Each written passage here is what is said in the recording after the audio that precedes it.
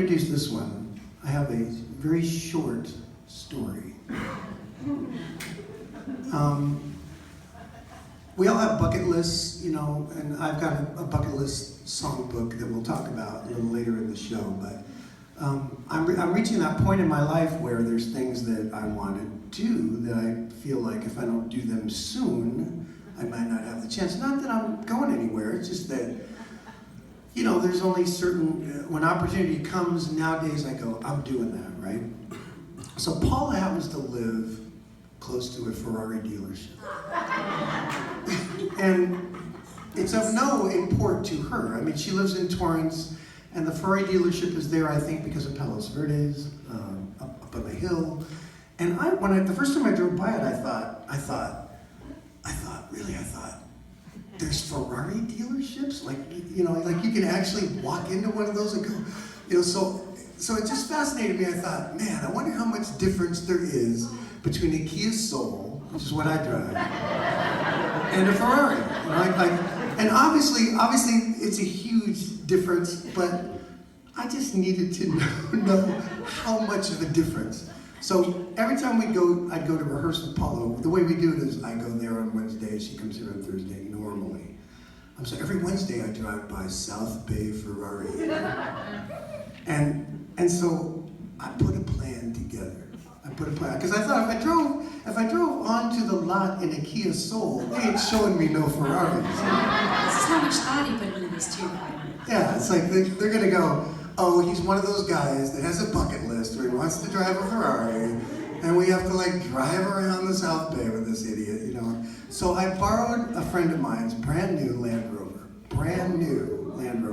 which, you know, it's not a stretch to think that if you owned a Land Rover, you possibly could afford a Ferrari. So this is just how devious it got, Paul. So I borrow his Land Rover. By the way, he had a blast in my Kia, apparently. At least he claims that he did. I drove onto the lot proudly, and a certain amount of deception involved that I'm not proud of, but I thought I may not have this chance again. I've worked up the gumption to do this. So all of this is true. Every word of this is true. So I drive on to, usually when people say that, they're lying, but this is true. I drive onto the lot, and sure enough, the salesman comes out. His name is Fahar. I love that. F-A-H-A-R, Fahar. Which is not really important. I'm not sure what I'm talking about. He comes out and he goes, I can't do his accent. Every accent I do either sounds Jewish or Indian. But he says, are you interested in a Ferrari? And I go, well, yeah, I'm kind of interested in them. You know, I've always liked sports cars. I said that. I said I've always liked sports cars. And he goes, well, come on in. So he takes me into the dealer. Now, this is so awesome. He takes me into the dealer. Now I'm looking at brand new Ferraris, and they're sitting there. Ferraris are the type of cars that as they sit there on the showroom floor, they look like they're going 110 miles an hour. They're just sitting there, you know, like, if I could just get out of this building, you know, they have that. And the cheapest one was $188,000. Because they do, in fact, that's another thing I discovered, they do, in fact, have stickers on them. And so I'm looking at these stickers trying to not go, oh my God, it's more than my house, you know. And some of them were like $250, a couple were $300, and Fahar says, want to take one for a spin? he literally said, want to take one for a spin. And I'm thinking, oh man, this is it. I get to cross this off my bucket list. So within, I don't know, 10, 15 minutes, I'm behind the wheel of a Ferrari, you guys. I'm behind the wheel of a Ferrari. This is so awesome. It was, by the way, the one I liked was the Ferrari California. They make one called the Ferrari California. All the others sound like something you can't order at an Italian restaurant. You know, Bellangini, you know, they all have these names like pasta. The Ferrari Marinara, you know.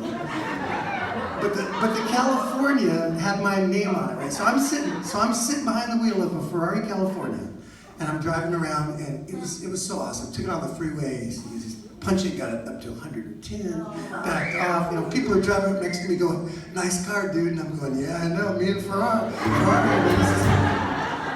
None of this is worth telling you except for what I'm about to tell you. None of this is worth telling you except for this. This is so great. So, Sarah, you know, anybody whose wife is worth their salt has that ESP thing, you know, like it's really unfair that men have no like chance against. And so I come home and she says, "So how was your day?" And I go, "My day was fine." And she goes, "How was your rehearsal?" "My rehearsal was fine. It was fine. It was fine." She's like, it was so amazing. It was like, I'm thinking, she knows. How does she know? It's impossible that she knows. How does she know? And she goes, "Did you do anything special today?" And I go, all true. And I go, "Special? Special? Why would I do anything special? I just drove to Paula's. Yes, I drove a Ferrari! I just belted it out. It was like, I go there, you figured it out. I drove 3 of them. It was amazing. It was the greatest thing ever. I know what it's like. My car is not even a car. A Kia Soul isn't even a car. It's just it's a wagon of some sort. Like, a Ferrari's an actual car. You know, none of us have cars. And she says, I'm waiting for her to go, "Tom, I can't believe you did that. You wasted this guy's time." She goes, "That's awesome." That's awesome. So she and I are gonna go test drive. So awesome. So, you know, I would marry her again tomorrow for that.